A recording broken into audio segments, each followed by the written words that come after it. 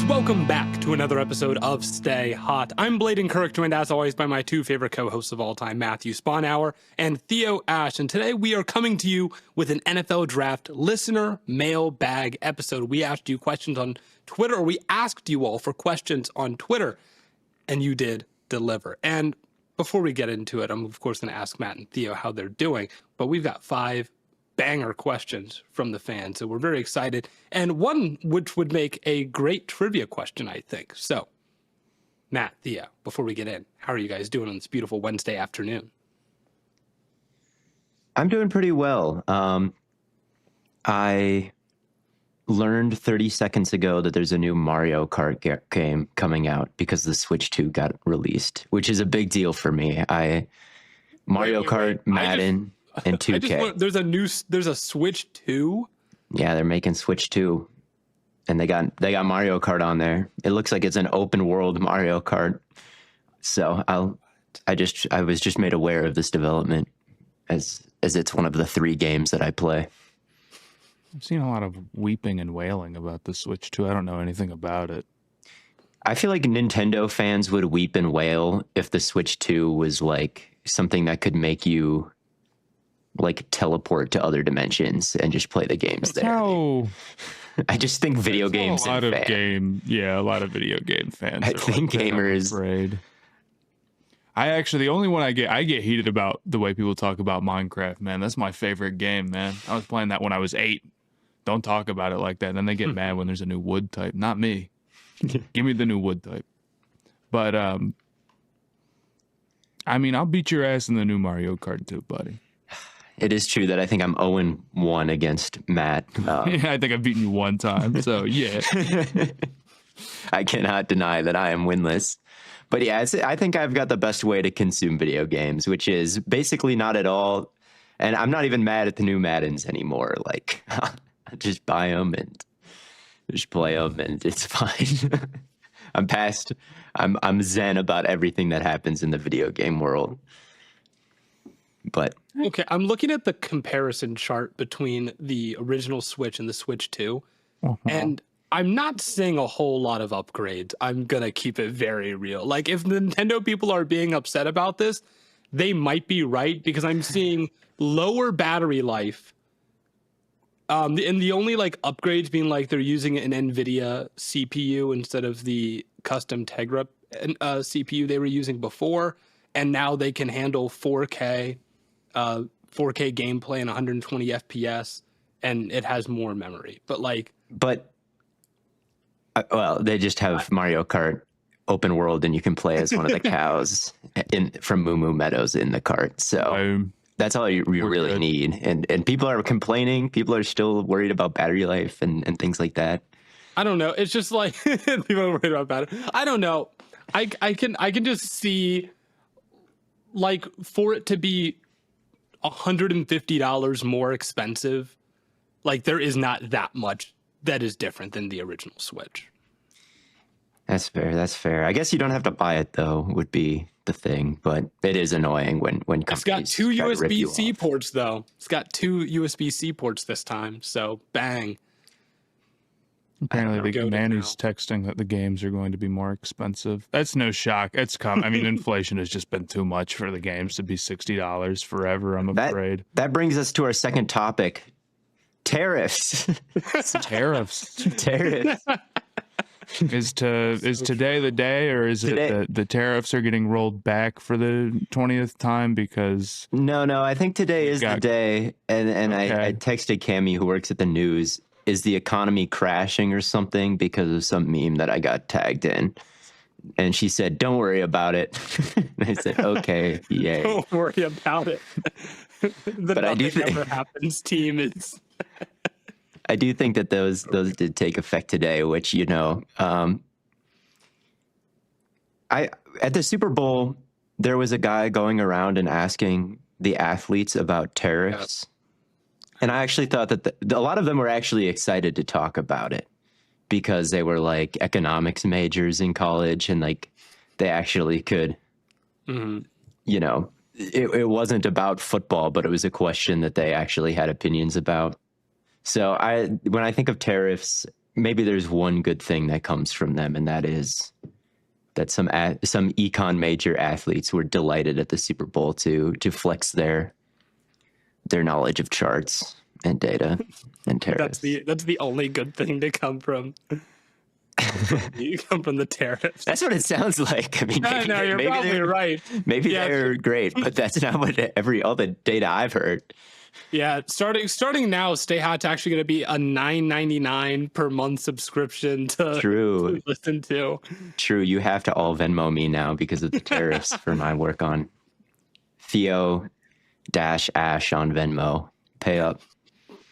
See, this is a joke, but I bet you would get at least one Venmo.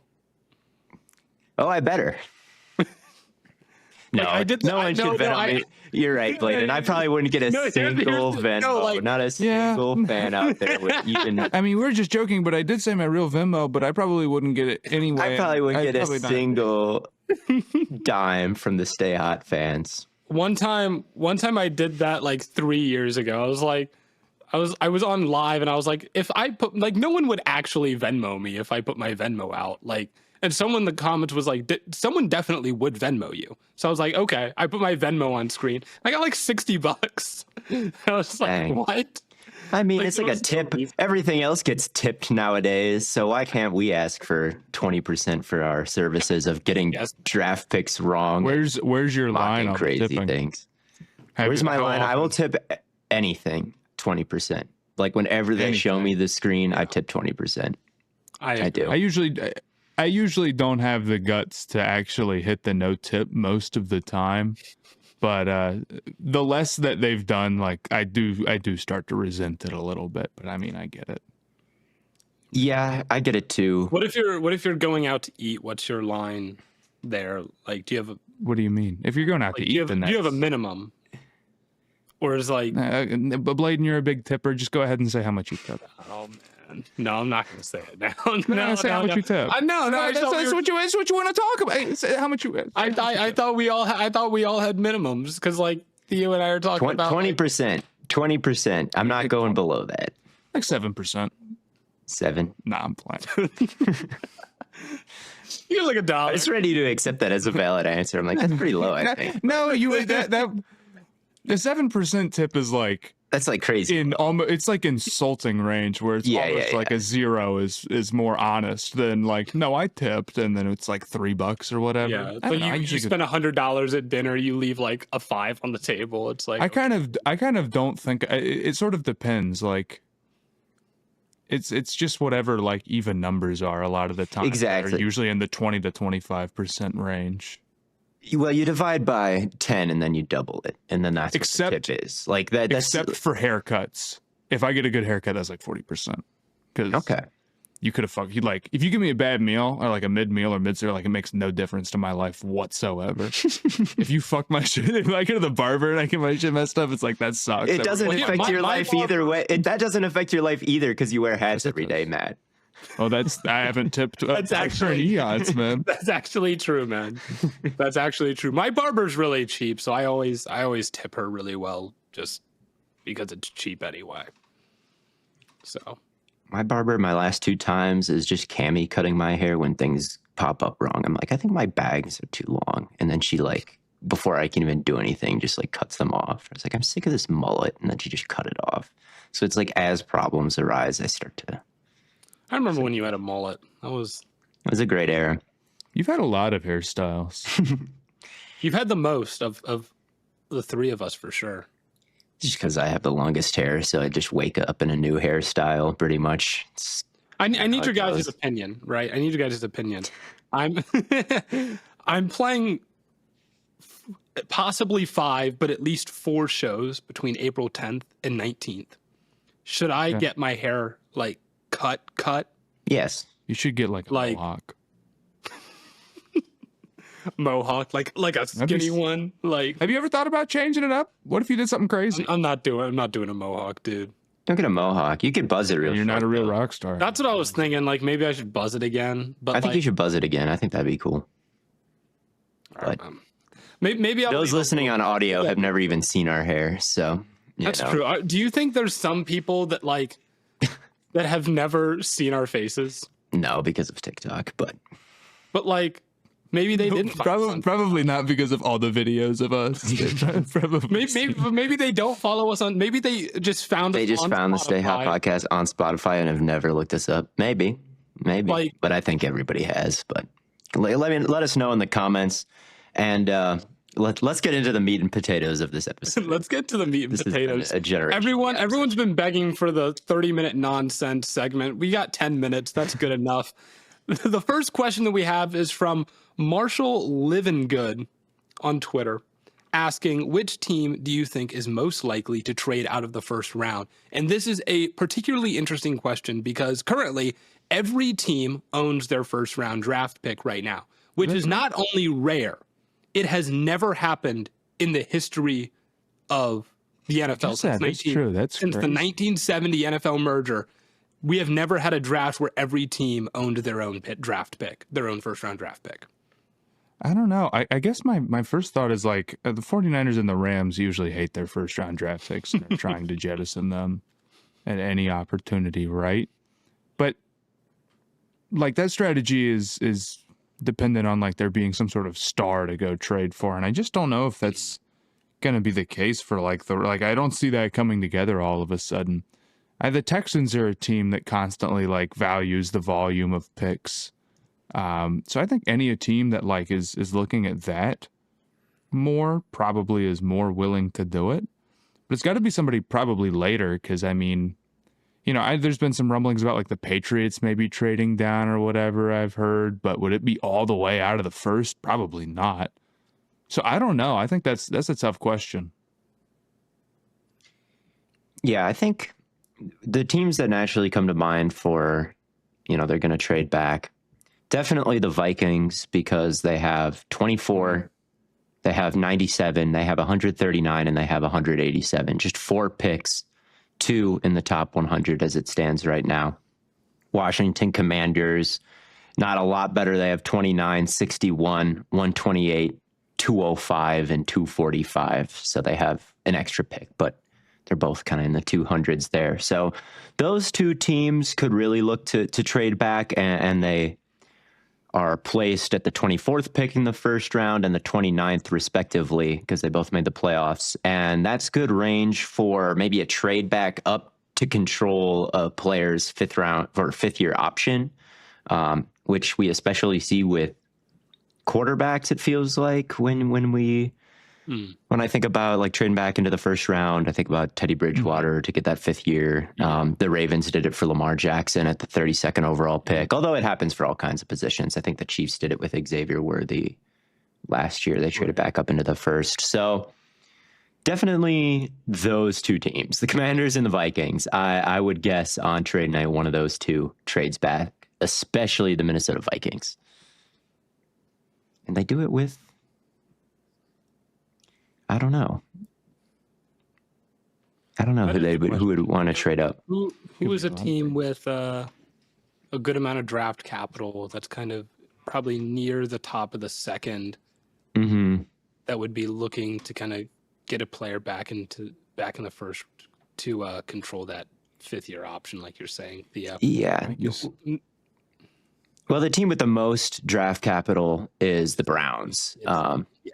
They've got 233, 67, 94. That's 4 picks in the top 100. I think it could be somebody who is looking for one of the really expensive positions who would value that 5th year option more, right? So, I mean, like you said, wide receiver, probably edge would be the guys that I'd be thinking. But there's also some cases where maybe like there's a run on a certain position late in the first round and someone doesn't want to be left out. So I don't know. I don't know if there's anyone obvious. Maybe the Patriots have a receiver they really want. Like if they go Carter or something, or they don't get a receiver at 4, they're like, we gotta get another guy. And like, because Burden might be like we say, those top 5 receivers are kind of like, there's maybe a little bit of a drop off after them. They could feel the same way. Maybe they move up to like 32 for Burden or whatever. I don't know. With the Vikings, that'd be right behind Denver, Pittsburgh, Chargers, Green Bay, and then Minnesota. So that seems like it could be a run on receivers, right? All of those teams need it, and then Minnesota hits. So maybe if there's anybody who kind of survives that guillotine out of our top 5, the Patriots make that move. I could see that. This feels like a really hard draft to predict. They always are, but like I have no idea what anybody's doing. I'm pretty sure the Titans are going to go Cam Ward at 1. And I think there's only a handful of options for the Browns, the Giants, and then after that, it's like completely wild.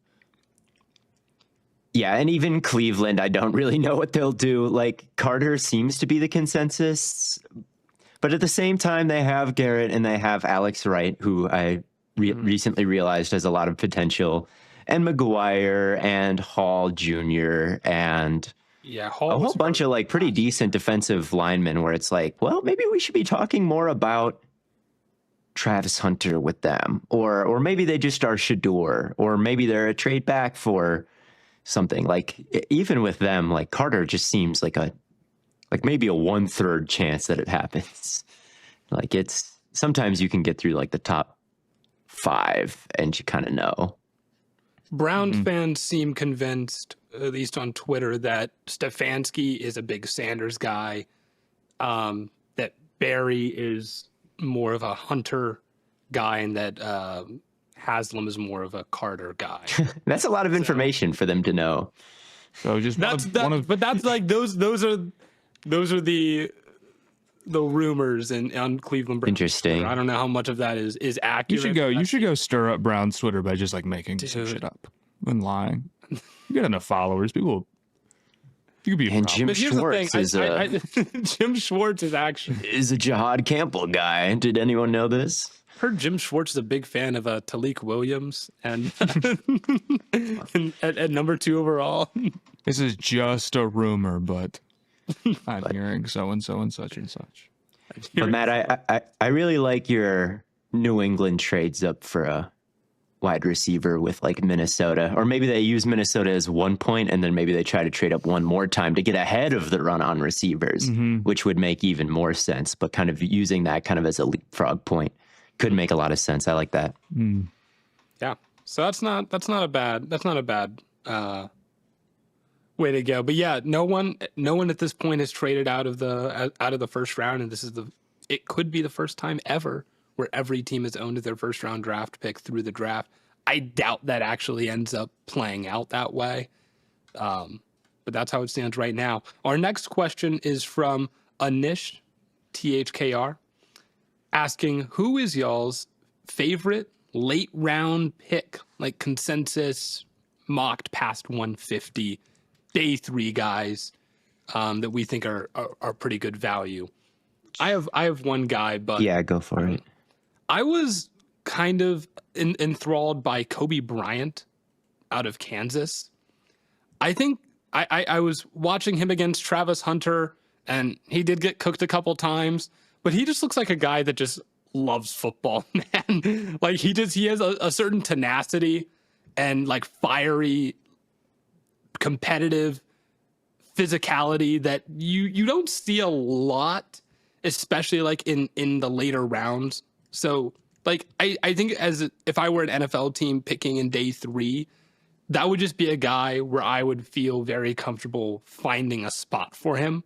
Like if I just needed to hit on something, I would be like, I can probably put this guy on special teams and he might become a good corner one day, but I think it could be very easy just to get him on the field and not feel like you just wasted a pick there.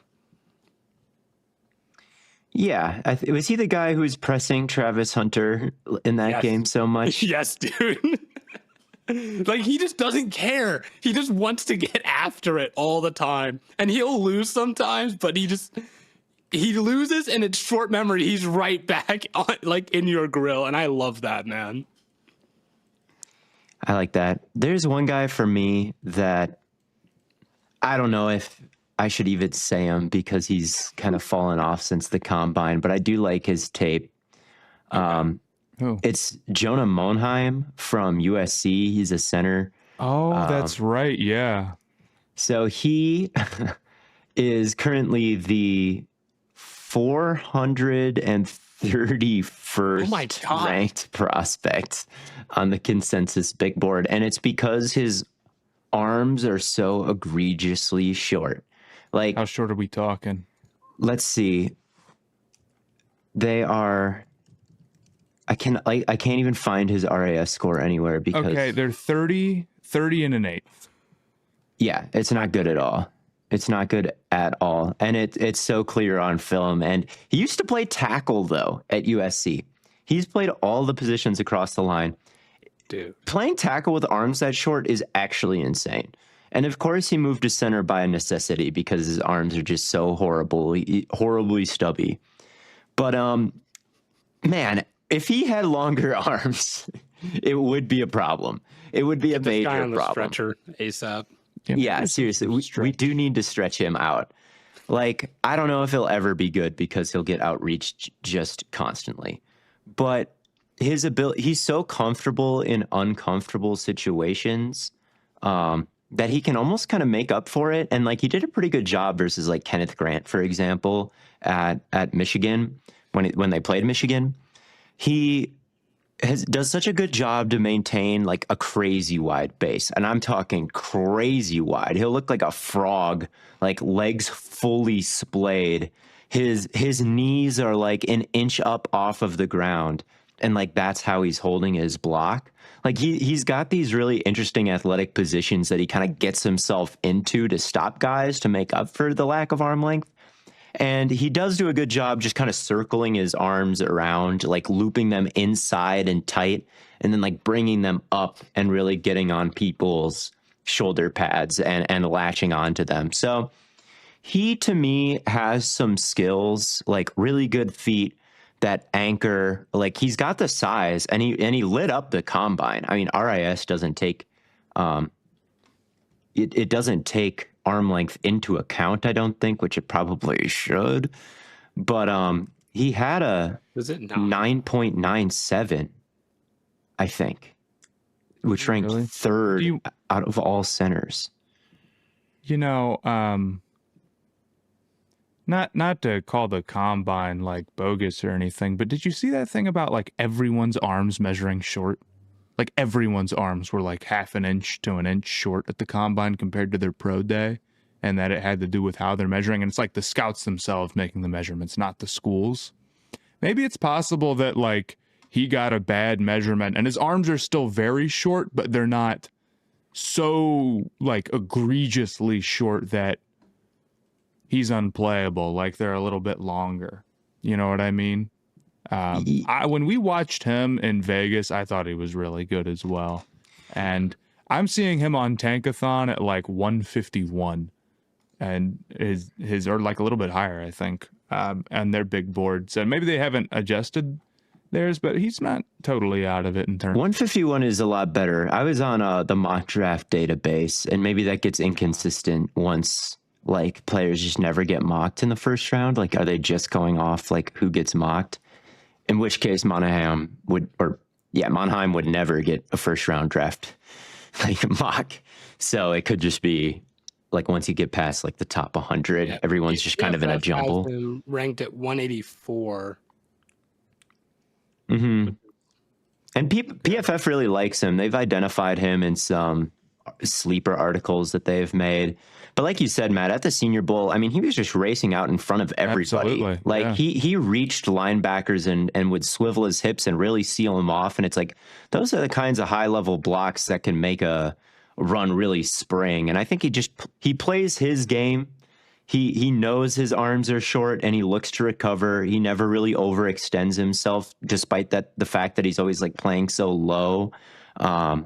And he's pretty fast, but at the second level, I think he's trying to make a conscious effort to like, hey, I'm not trying to just blow this guy up, right? Like a lot of offensive linemen, they just want to get the big pancake, right? Yeah. This guy won't get that kind of contact downfield, but he is somebody who understands the path that the running back is taking and works to just give that guy an angle to work off of.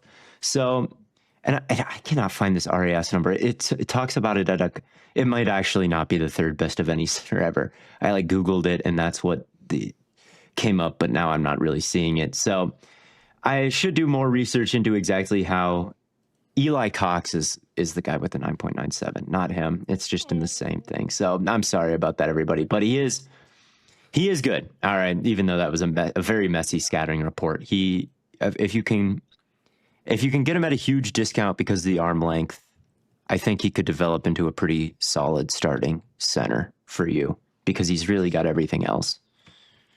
Nice. Matt, do you have I'm probably going Cody Simon for me. I know it's stereotypical for me to go with a Buckeye, but honestly, I thought that he did a lot and he hasn't gotten any noise.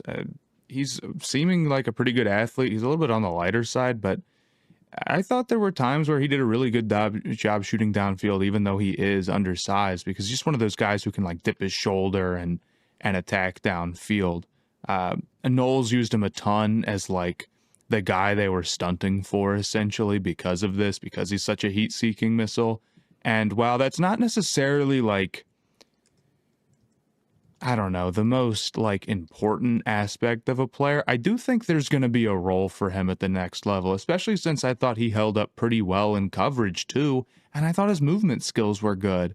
I think there's a little bit more juice there with him, even though he kind of broke out a little bit older than maybe like he's being given credit for. It's almost like, to some extent, Ivan Pace. Not quite the same. I think Ivan Pace is more special just as like a blitzer or whatever. But Cody Simon isn't nearly as limited as Pace. Now, I know Pace hasn't turned into necessarily like some amazing overall like weapon. Like he still is super limited, right, in what he can do. But he's also played a lot of snaps for a very good defense and has played a very important role for that defense. So I think he's a guy on day 3 who will be sticking around for a while after he's selected. He's one of my guys. Yeah, I mean, I think to compare to Pace would be really good. I mean, to get drafted as low as he did and start right away and be like... He's undrafted. He started week 1. Was he? Did he end up being under? I think he went round. He was undrafted when he started week 1. That's crazy. Yeah, and he's crazy. Good too. I mean, he's a good run defender. He's a good player. Yeah, I think like Simon's like just he's not like huge and like maybe he has like a little bit shorter arms, so maybe the disengaging is a little tough at some point. But like I don't know. I think what he did for Ohio State's defense last year. I mean, there was draft picks across the board. I mean, it might have been 11 draft picks on the field, and he would still go out and like win defensive MVP for big time games. I don't think that's for no reason. So I don't know. If I'm getting down into day 3 and I'm looking for guys to take a shot on, give me somebody who just did it at a high level like that, who I think is kind of a good athlete. Or like, you know, I like the USC guy too. Like that's the type of guys I want to be taking shots on, who did it at the college level, but maybe have some limitations and try to work through that a little bit. That's the thing is you just want guys where it feels like they're almost like easy to coach, if that makes sense. Well, you know, what I think it is that like when you're like the hard part about drafting is not figuring out what a player's strengths and weaknesses are. That's easy. Everyone knows what a player's strengths and weaknesses are for the most part. The hard part is taking all of their strengths and weaknesses and then trying to decide if that player's like actually going to make it or not. You know, when you go back and you listen to like, I don't remember who does it, so I apologize, but like those players have their scouting reports read back to them after they've become, you know, like Hall of Famers or whatever.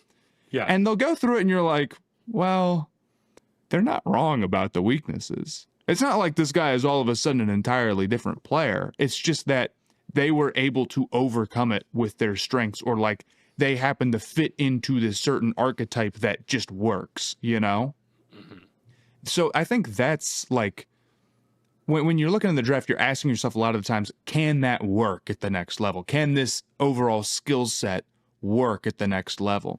Mm-hmm. And I think with some of these guys, or like good day 3 sleepers, they have a major thing where you're like, it's really hard to overcome blank. It's really hard to overcome having short arms. It's really hard to overcome being, you know, like 235 and 6'1" with maybe a little bit shorter arms like Cody Simon. And he also didn't break out until late. Those are bad indicators. Totally fair. It's hard to be a 6 foot point guard, you know? Right. It's like that type of thing, right? But when you get down into day 3 and you're asking yourself like, okay, well, here's a guy, it worked at the college level. It worked. I kind of see how it worked for them there. Now, it might not translate to the NFL, and I'm not saying that the negatives are wrong, but I think that these might be some guys that actually, can overcome it. Like Jason Kelsey, for instance, right? Well, why was he taken so late? Because he was small, but he had the tools around him to make up for being small and this agility and just, his like leverage or like whatever. So I think when you're looking for day 3 sleepers, you're looking for guys like that. I think we've named some guys who maybe could be. Yeah. I just found out Monheim's testing and why I couldn't find anything about it. It's because he didn't do any. By the way, which he should have, because he has like the best feet ever. You saw him at the Senior Bowl, Matt. Like, he's so fast getting to the second level. Like, whatever his miles per hour recordings were there, I'm sure they were blazing. But he did not test it. I thought he looked good. Yeah, I mean, he looks like a natural great athlete. I did try and look up. I looked up Kobe Bryant's testing numbers. Not great. Seeing a lot of low percentile stuff in the 4.5s and the 40. But I also saw he had 5 pick sixes in high school, man. So Sweet. He's the GOAT. He's the GOAT, real talk. This next question comes from Alex, but his handle is DemBoysGoated. Great handle, by the way. He asks, and this is relevant because we just did a video on this, how high would you take Jihaad Campbell? He seems to be one of the better players in the class, but falls due to positional value. We were just talking about this in a video that we did. It hasn't come out yet, but we'll be doing a film breakdown coming out soon on Jihaad Campbell. And we did talk about his potential draft positioning. How much do we want to spoil here now? It's fine to spoil because we talk about it at the very end of the video. And yeah, I think Jihaad Campbell has pretty clear strengths and weaknesses that I think everybody can agree on. He is a freak athlete, long arms, like super crazy pursuit speed and tackling ability to finish plays once he's there. Has a chance to be a really interesting coverage piece, but in the run game is just light in his lower body. So even tight ends can kind of win against him. And he doesn't always want to take on blocks using his length, and he can kind of keep his arms in and his pads high, and he can try to maneuver around people instead of through them and just get moved way out of the lane. So as a run defender, there are some great reps, but there's a lot of ones where you're like, this just might be too much space to give at the NFL level. And he can make up for it because he's such a great athlete, but it just might be too much space to give. But you can develop him, right? You can think like, oh, this is a bundle of tools. He has the long arms. There are some reps where he shows it. So, and he's crazy in coverage. He's incredibly good in coverage. Yeah. I think that's the key here for me, is that this guy is like very comfortable in zone. He can, break on a dime. He can react really well, plays the ball well in man, reads the quarterback. I think he's a really complete player in coverage. So I think there's probably, I don't know. The thing is that once you get past maybe the top 8 or so guys, it gets really muddy. And there's a handful of dudes where I'm like, I think they either are just a better prospect or I think they're at a more valuable position. And I think they should probably be either higher on your board or you should just take them sooner because of that. Like I'd probably take Igbokwe over him, somebody like that, because we like him a lot. Or, if you can get like one of these edge rushers, like I like Michael Williams a lot, so I might take him over that. But I'd say I'd start to get pretty understanding.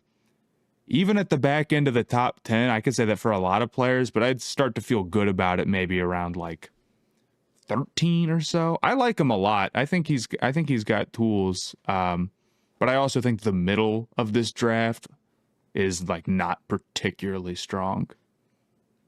I think I'm a little bit lower on him than you, Matt, but it also might just because I watched a worse game in our film review. But even for me, who's a little bit maybe more concerned about his behavior when blockers are approaching him, I think like once you get into the 20s in the first round, I think I would understand. Like he could be such a weapon in man and as a spy, he is an off-ball linebacker with limitations. I mean, I would say you do have to take that into account. Maybe I'm underrating positional value here a little bit. He also had an injury after the combine. He like messed up his shoulder or something. Dang. So I wonder if that could affect training camp with him. I don't have a ton of information on that right now. But it's not a prediction of where you think he will go. Where would you take him? Where would I take him? If we're doing like a mock, I do think he could land in the first round pretty easily.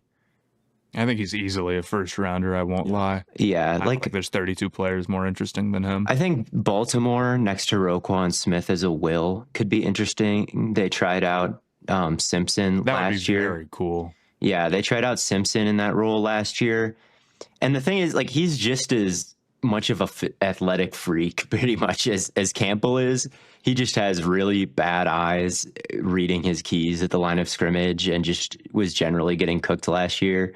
So maybe they would want a different type of linebacker back there this time because like they kind of already have Simpson on the roster. But, you know, Simpson, they tried it with him and it didn't work. And now it's getting into year 3 or 4 with him. So maybe they say like, well, we can't throw him out there again. We really need a linebacker because Chris Board walked out the door and Harrison walked out the door. Like maybe this guy's got something more to him, and at least in coverage can be a lot more sound. So, and it's not so much reading the gaps and mirroring the running back that he struggles with as much as it is like physically taking on the blocks. So right, he could be cool in Baltimore. That's kind of the first spot that springs to my mind. I think there's quite a few spots. The Rams right before that. Baltimore, yeah, the Rams would be a good I don't know if he makes it that far, dude. Like, I look at like San Francisco. They just got rid of Greenlaw. You put him and Fred Warner. Like Fred Warner would be the perfect guy to coach him up. Right after that, Dallas, I feel like could use a linebacker like that. Dallas really needs somebody. I mean, they can't. I like him, so I don't want to say it's a bad pick, but like, dude, taking a guy who's like questionable in the run game for Dallas with the 12th pick and off. I mean, like that's crazy for them. It might be, but they need a linebacker. They need a linebacker, and he's the best one. I like San Francisco. I just think Campbell and Warner in coverage over the middle would just be brutal to deal with. It would be unstoppable. It would be that would be. I mean, that's like the absolute peak of his range. Your digs would be a no-fly zone, like any sort of like you'd think you'd get them in play action, and then they'd be like just back covering your crosser because they're so athletic. Like both of them would just make each other more powerful because you couldn't choose one other guy to pick on. I also feel like Cincinnati could take it there. Because it depends on kind of the run on defensive line. I think like Mason Graham will probably be gone. Maybe they take Kenneth Grant. But I could very easily see them taking Campbell here. Same with Seattle. That's seems like the Cardinals. I just don't think he's falling. I just don't think he's falling to 27 or 26. Jonathan Gannon would do some cool things with him. Yeah, that's exactly what I was thinking. Yeah, maybe you're right. But like Houston, Rams, Baltimore is a run where like could be his floor. How about that? Like if he's and maybe even if you're me and you don't love the way he takes on the run, like at that point when you're those 3 teams and you really need a linebacker, like you might just say like if it is his talent is too through the roof, he's just cool. He's a cool player who I think could change the math for a defense. I agree. I agree. So that's a. First round, somewhere in the first round, he will be. He's a first rounder for sure, though. Yeah, and I think his flaws can be coached out, and like if he goes to the right situation, he could be like Fred Warner all over again, man. And then we've got 2 more questions here. This next one comes from @Chargers357, asking, "What are your guys' opinions on Jaxson Dart I feel like there hasn't been a formal conversation about him on the pod, and that's because we haven't had a formal QB episode yet. We have. We shouldn't. We should, but At some point we will. It just hasn't happened yet. It hasn't happened yet. And with Dart, I'm not super interested in him, to be honest. I think like the mocks where I see him go top 3, where it's like him, it's like Ward, Shador, and then him. That's crazy. And in general, I'm pretty out on spending a first round pick on him, even as a developmental prospect. Yeah.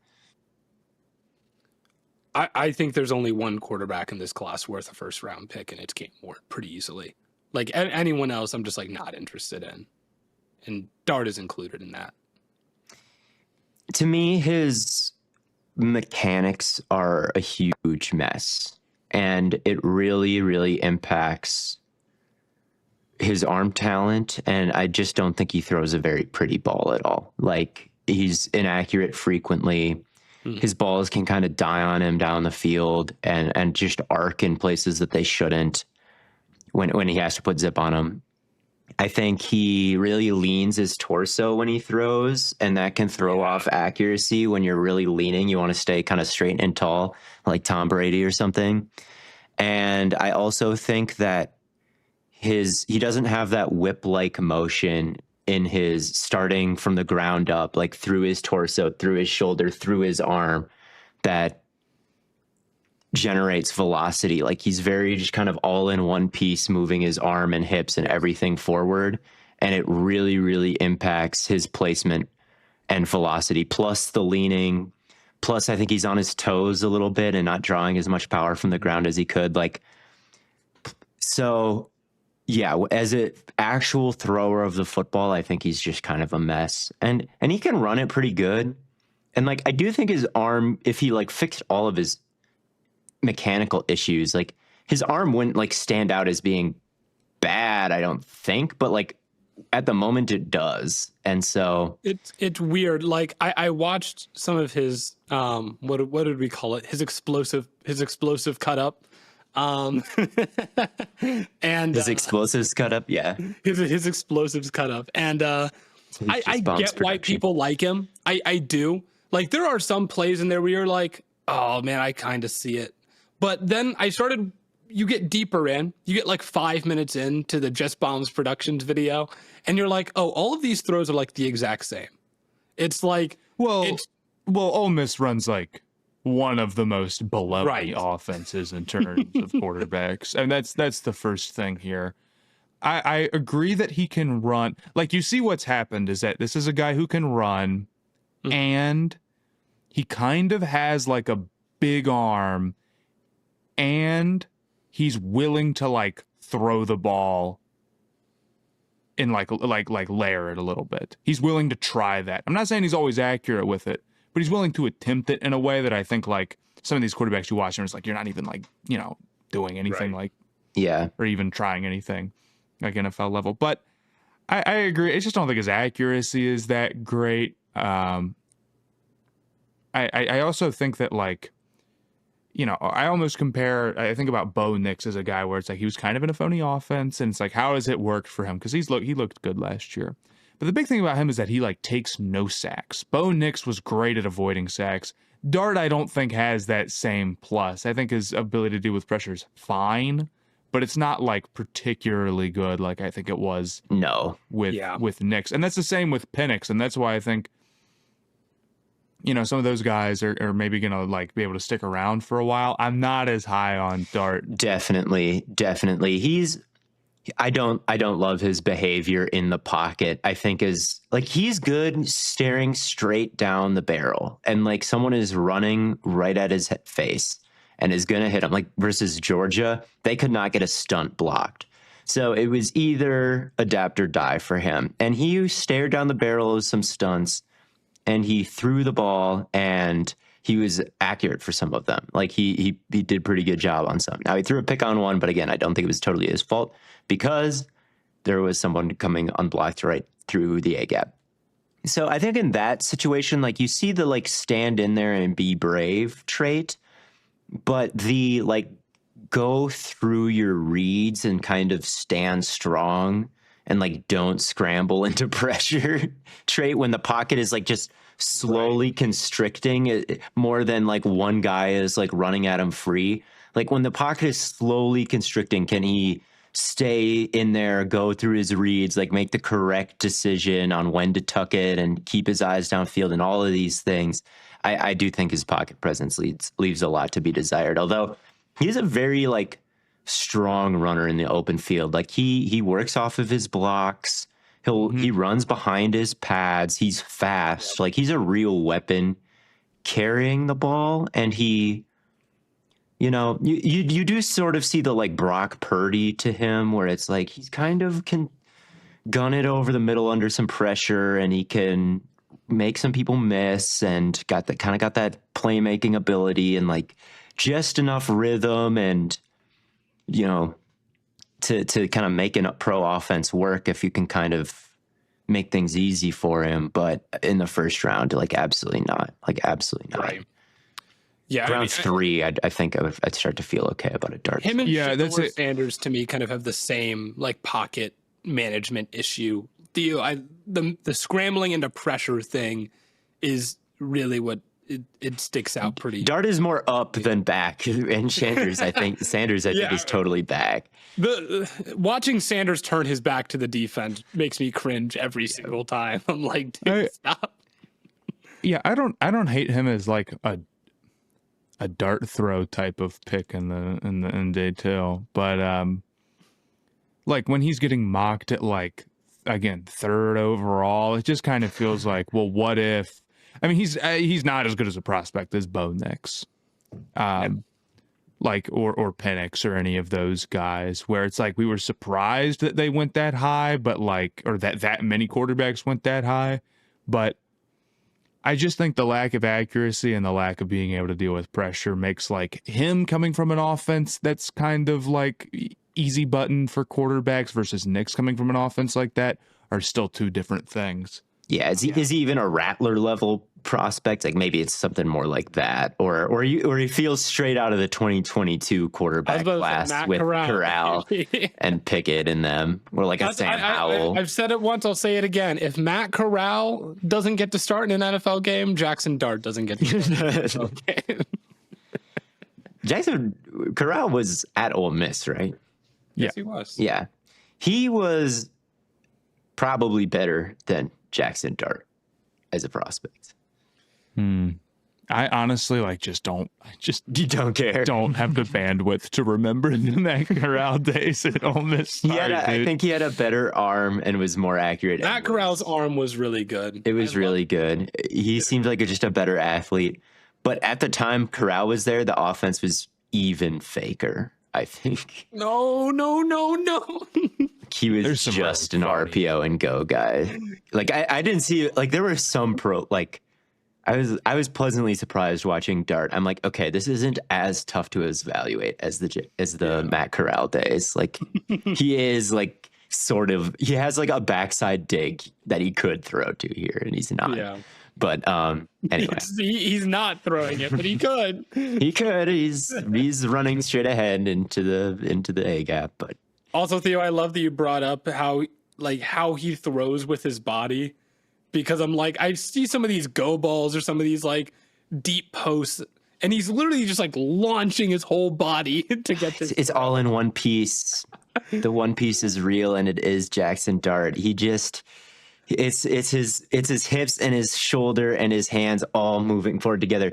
Like kids at home, go just try to throw a football if you've never tried it before.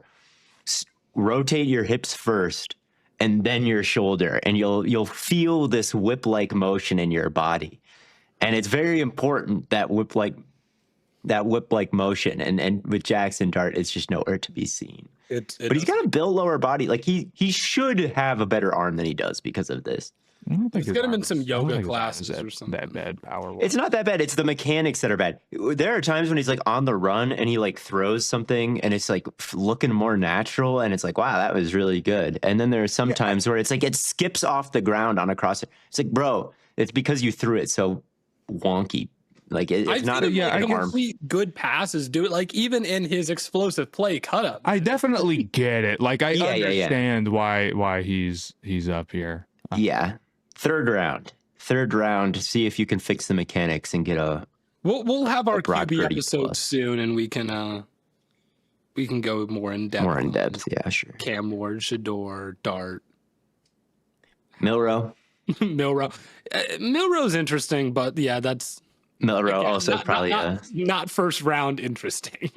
no. Milrow is also like I get it. I don't think it's a waste of a third round pick is how I'll put it. Like it's because he's crazy fast, dude. And I thought there were times where he looked all right. And we have to talk about Tyler. Show. What is it? Show. I think. Because dudes are hype on him. We got to talk about Will Howard. He won the Natty. Quinn Ewers. Come on.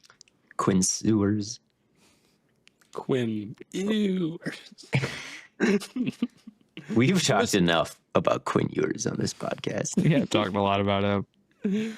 This last question comes from Nick Yoder at @N_Yoder12.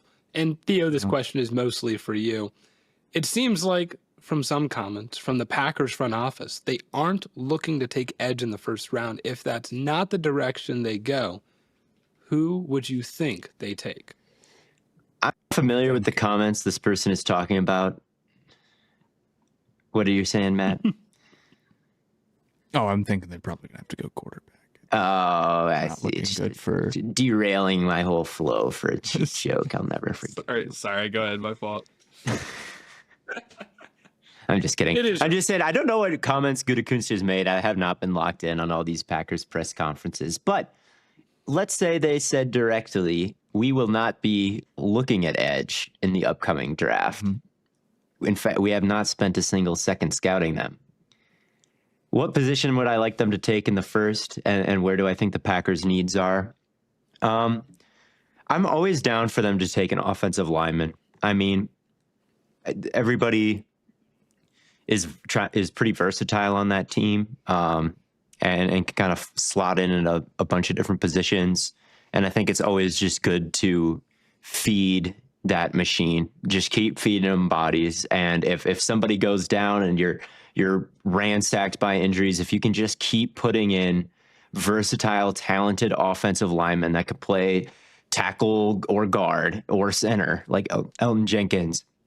Like, I just think it's a big superpower. It's a valid superpower to have as you go through the season. Like, oh, this is the offensive line depth team. Like, if nothing else, they have that. I am 100% willing to be that team, and I hope the Packers continue to be that team because that's what they have been. They just have a lot of good offensive linemen. So if they took like a Marcus Mbao or something in like the first round, like I wouldn't be that mad at it. Like if it was in, people would be like, where is he going to slot in? Like, what is he going to do? Like, I'd be okay with something like that, like a versatile offensive lineman, even though it's probably going to just be Banks, Jenkins, Morgan, Tom. Like Walker is a pretty solidified starting five. And we even have Ryan on the team still, who's not a good guard, but like as a backup guard, like he started all of last year. So it's like, whatever, it's fine, I guess, that he's in. So yeah, just someone to kind of slot into that rotation, probably someone with some tackle versatility because we are kind of rich at guard after the Banks signing. But yeah, I wouldn't be mad at something like that. And I also wouldn't be mad at linebacker. I'm just sick of Quay Walker and McDuffie being my linebackers. Like last year they played Tua and Goff almost back-to-back weeks or something. And I think they gave up in the True Media when I had True Media, they had given up more passes over the intermediate middle in a 2-week span than like anybody in recorded history. Like they allowed 40 intermediate middle passes in those 2 weeks. Like Goff had an 80% completion percentages all to one spot. So if they were to say it's going to be Edgerrin Cooper and someone else that's new, like Campbell or something, like, hey man, I wouldn't be too mad at that either. I would not be too mad at that because man, that was an atrocious weakness on the team. Like McDuffie and Quay Walker could not defend the middle to save their lives. So that would be another one. So those are the two positions I'll say. Okay. Fair enough. Fair enough. I won't speak on them because I'm not a Packers fan. Matt, I'll ask you though. Who do you want the Panthers to draft? Oh, I don't even know anymore, man. I mean, what do I want to have happen? I want. How about Mason like me, a Graham with the position, ball. a position that you would like solidified, or like The thing is, bro, they got to go best player available, man. Actually, this is my take, though. I do not care what position they take. I do not care. It does not matter. Every Panthers fan on Twitter, not every Panthers fan on Twitter, a lot of Panthers fans on Twitter are like, just like in total, like freak out. Like if they don't do if they don't get a certain position, it's a disaster. And it's like, here's the thing. They're going into this draft, and unless they have like a legendarily good draft or like the best draft of this class, they're going to have a disaster position group next year.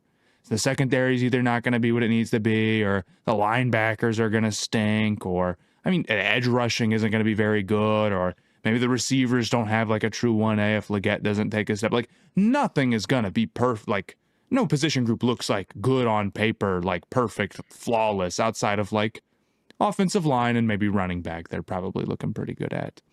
Because of that, I just don't care if they go edge, if they go, I don't like, they could go corner, they could go receiver. They could get Mason Graham, which I kind of feel like is a BPA take too, because they spent so much to build up their defensive line. Should not affect how they're drafting at 8, and really shouldn't affect how they're drafting down the board. I will say, I would raise my eyebrow if they left the draft without any pass catcher at all, not even looking at it. I think that there's a good number of receivers, and I think bringing somebody else into this room would make it a lot more exciting, even though you already have like Coker, who's looked good, and Leggett, who it's like you kind of need to be taking a step next year. And I thought Sanders looked good at the end of last year when he was still healthy, of course. So I would defend them taking pretty much any position. I will say, like, I'm worried the off-ball linebackers are going to be pretty bad next year. I'm really not looking that forward to it. And I mean, if I had my choice, I guess I would get another receiver, or it would be edge. Those are the two that I would be like most. I want them to kind of at 8, like Tet or Williams would be my picks probably. But they're also in a position where it's like whoever they take is like not really good value at 8, which I've said a million times on here. But I mean, I think they're just going to have to live with that. And as long as they pick a good player, it's not the end of the world or anything. I'd like Jalen Walker for them a lot, like as kind of in that Luvu replace, like almost a juiced up Luvu, or not even almost, just straight up a way up juiced up Luvu, like way more explosiveness as a pure edge and speed to power, like actually good tape there at the college level, to the point where like Mike Mayock is comparing him to Michael Parsons. Like, that's pretty high. I mean, Michael Parsons is a Hall of Famer, but you really do sometimes see when he comes downhill from his linebacker spot and some of the track downs that he has on quarterbacks on the move, you really are like pound for pound, this is the most explosive and like fastest player in the draft, with like real juice screaming off the edge. Now, as a full-time off-ball linebacker, it is nice he could pursue sideline to sideline and spy, but like he's not Campbell in coverage or anything like that. So not even close, right? So probably a full-time edge, but that's what they need. They need somebody who can come screaming off the edge to complement all those defensive tackles that they signed. And, as far as kind of these hybrid types who mostly rush, like Ivero, is it Ijero or Ivero? I can never remember, but he's got familiarity working with that kind of player archetype before, and we'd love to blitz on early downs and try to set the offense back. And he's kind of my Panthers pinned up guy, where it's like this. Okay, I could see that pretty easily. Yeah, there's been a lot of noise for him. I'm almost starting to think that's going to be the pick. It's Ijero, by the way, but there we go. Yeah, I mean, I don't know.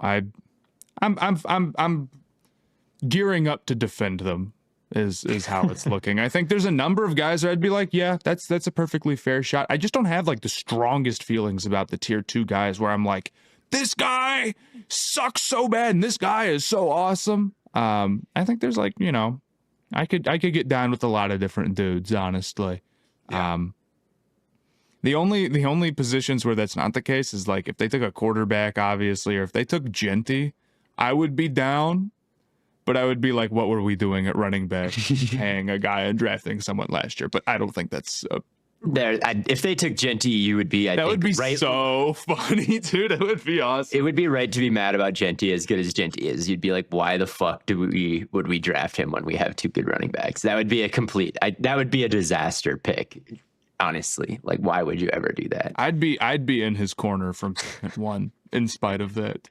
It would be so sick. The Panthers' run game would be unbelievably It'd be crazy. Good. it'd be like approaching best in the league. And it would be. There would be the Falcons took Bijan when they had Algier. So I would be down, honestly. But you would think that they should be a top 10 rushing offense next year without Genty. That's true. So they should be pretty. They could be number 1 with Genty. They could be. I guess they could be. Yeah, they should not be looking at running back. Blaiden, who do you want the Browns? You want the Browns to take Travis Hunter. I already know what you want. I want the best possible player on the board. Who do you want them to take at 33? At 33 is a gorgeous place to be drafting. It's the most fun really pick in the draft. It is. It's really. There's a lot of flexibility with what they could do there. They could draft damn near anything because they suck, dude. There's no position they shouldn't be looking at. If they don't get Hunter, they should definitely be thinking receiver, though. Yeah, I feel like they could totally use another one, but they could use offensive line. They could use. Yeah. It just kind of depends how the board falls.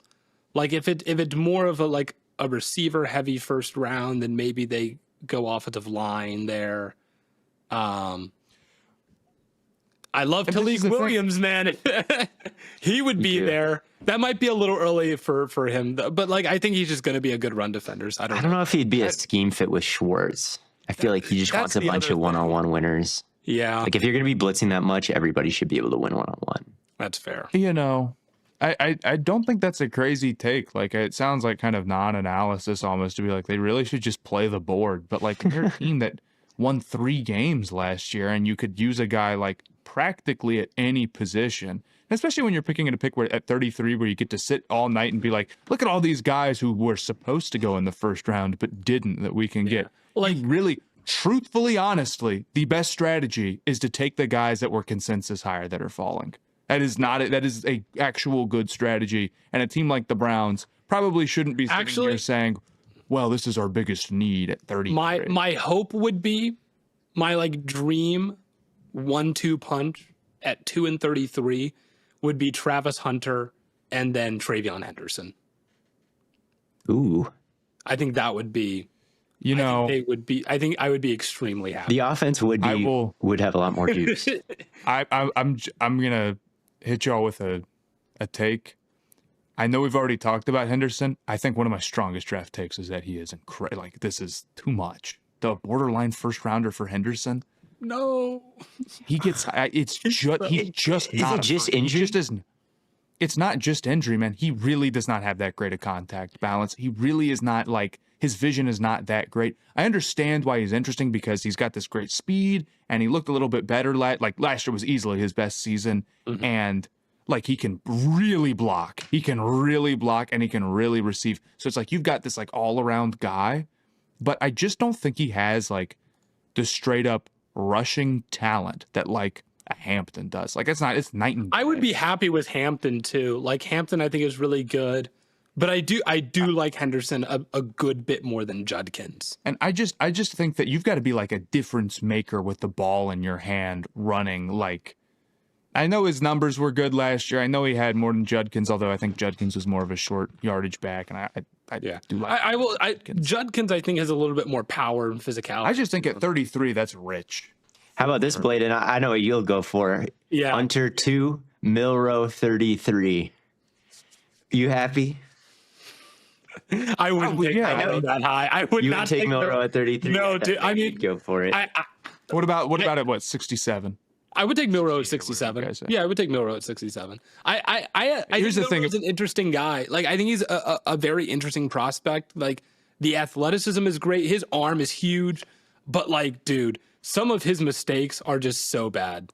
I mean, He's got the Penix thing where his hips and his arm just are constantly going in two different directions. Like, I feel like so many of his misses, I'm like, okay, dude, you were reading one side of the field and then you threw it to the other. Your arm moved and your lower body did not. And now you made a good read and you even got to the backside. Like, a lot of times I'm like, you avoided contact.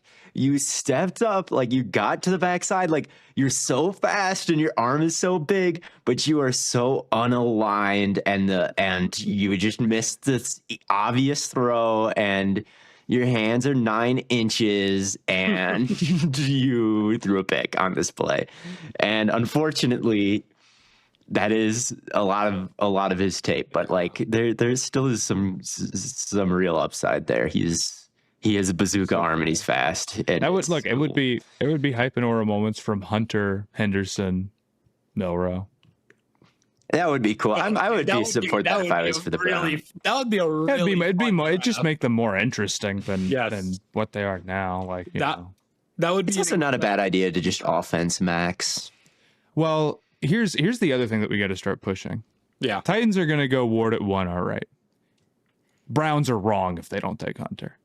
Oh no, they are. It's been sort of like, it's like, we'll see what they do, and like Carter. I think they're just straight up wrong. No, if they don't go Hunter. I have been kind of under the impression up until like the Ward stuff has really gotten loud recently for the Titans going Cam Ward number 1.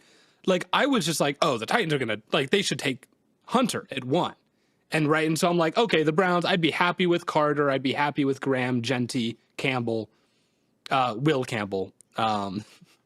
But like, if Cam Ward goes at 1 and the Browns take, like, I wouldn't be upset if they took. No, Carter. It's because these players are probably going. Like, I think Carter's going to probably end up being pretty good. Like I think a lot of these guys that you just listed are like going to be pretty good. But dude, I think Hunter's going to be like a monster. Like they're wrong if they don't go Hunter. Hunter feels like a gold jacket. Like. I think you are a coward if you don't go Hunter. Like the only way I can think of going Carter is like, well, we love his tape at wide receiver, Hunter. We love his tape at wide receiver, and we want to dictate how often he's getting the ball instead of our opponents.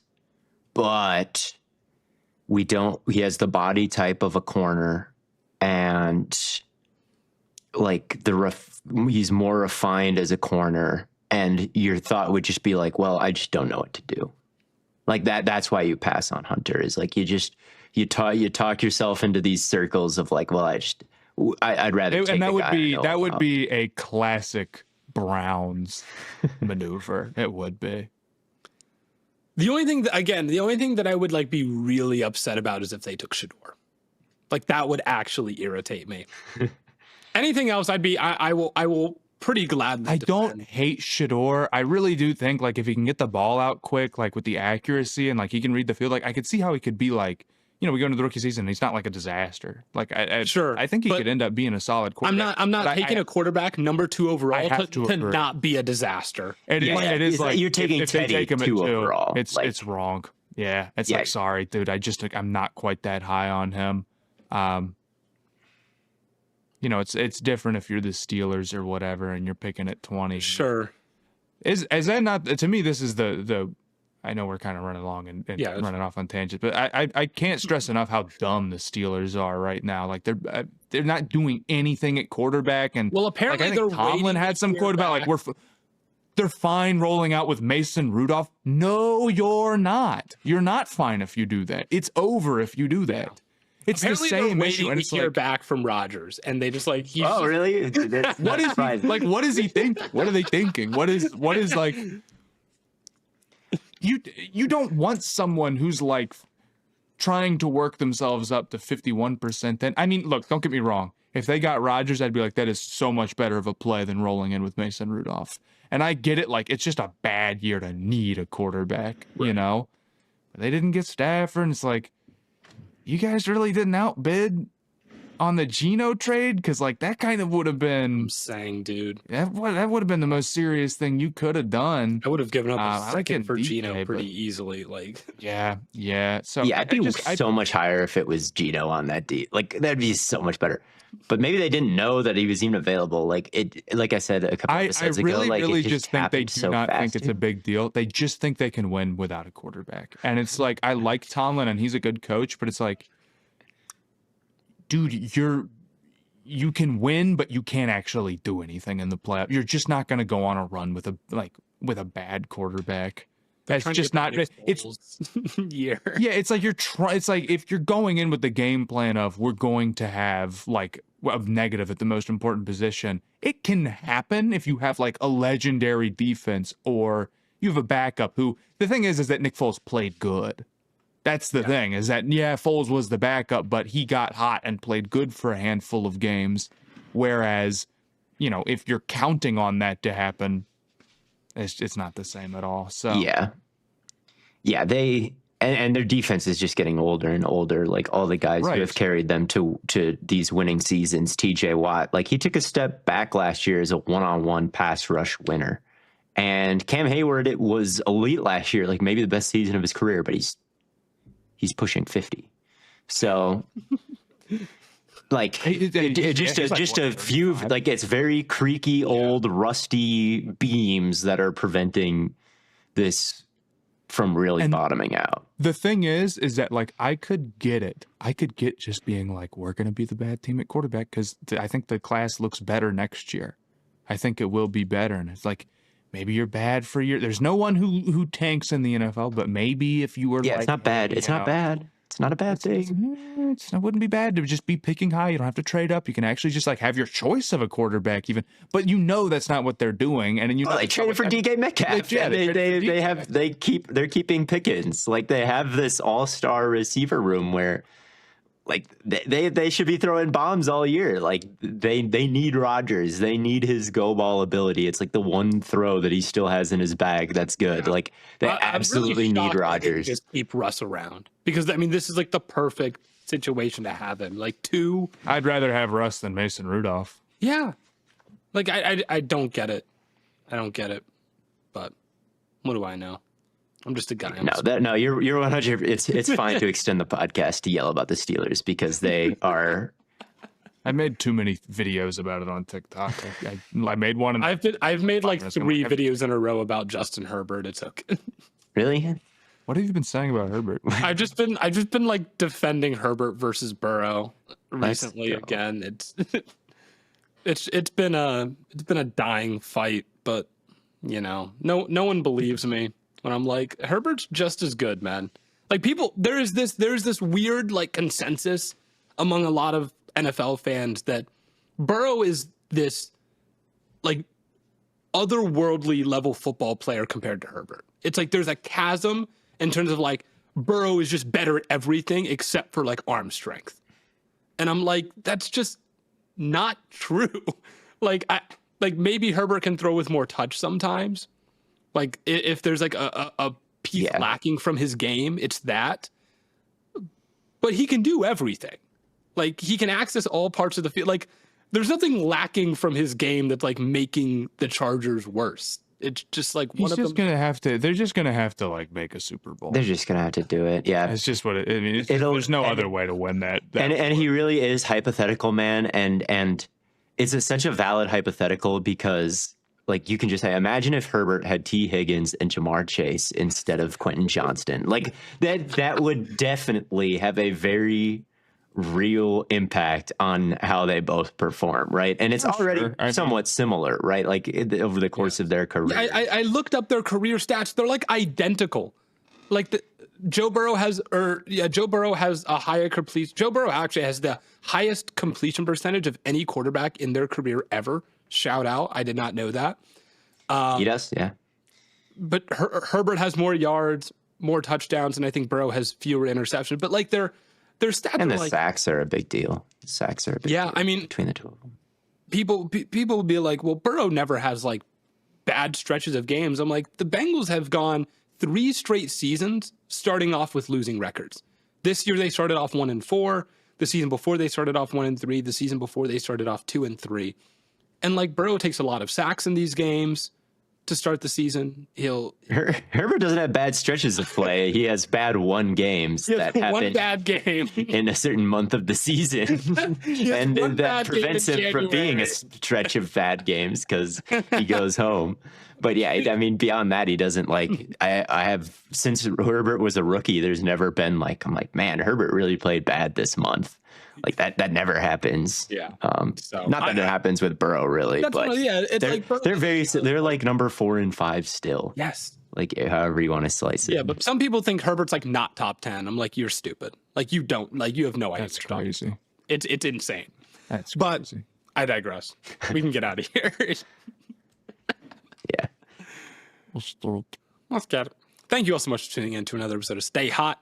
We'll be back with more content coming your way very, very shortly. Draft is right around the corner. We'll be talking about linebackers, talking about quarterbacks. I think there's a couple other positions we still have to get to before the draft. Defensive line.